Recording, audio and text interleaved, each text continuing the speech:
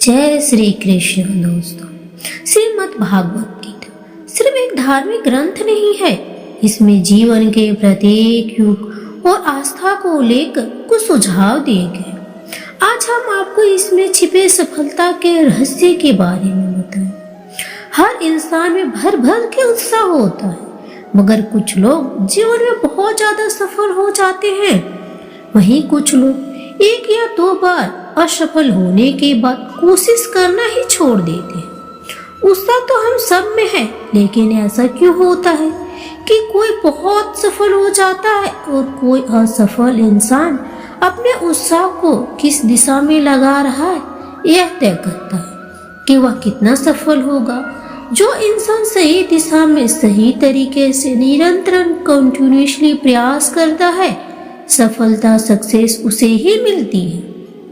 आज हम आपको श्रीमद् भागवत गीता में छिपे सफलता के रहस्य के बारे में बताएं। पर श्रीमद् भागवत गीता ही क्यों? श्रीमद् भागवत गीता सिर्फ एक धार्मिक ग्रंथ नहीं है।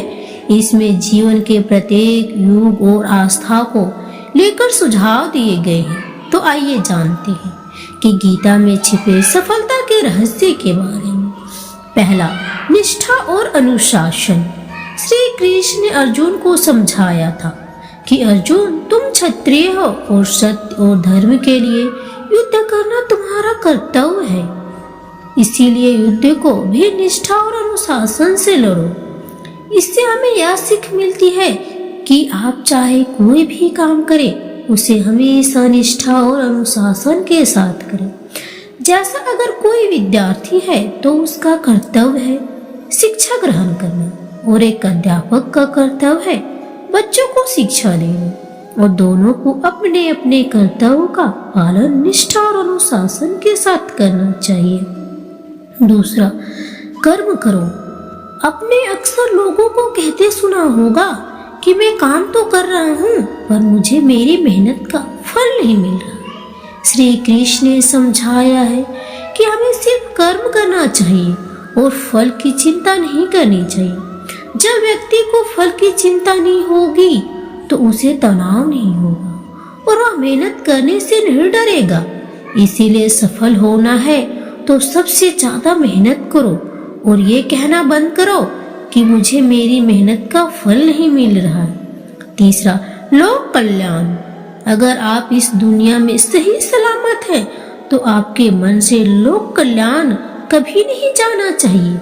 ये हमारा कर्तव्य है कि हम दूसरों की मदद करें। दुनिया हर आम व्यक्ति महान व्यक्तियों से सीख लेता है। इसीलिए जीवन में सफलता मिलने पर लोगों की मदद करें ताकि हर आम व्यक्ति आपसे प्रभावित होकर अच्छे काम करे। चौथा, लालच का त्याग करो।